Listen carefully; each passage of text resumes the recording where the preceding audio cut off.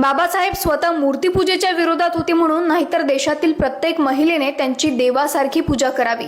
आज आपल्याला इतक्या सहज मिळालेल्या हक्कांसाठी त्यांनी मंत्रिपदाचा राजीनामा दिला होता। आज आपण फायनान्शियल फ्रीडम विषयी गप्पा मारतो, पण बाबासाहेब आपल्या हक्कांसाठी तेव्हा लढले।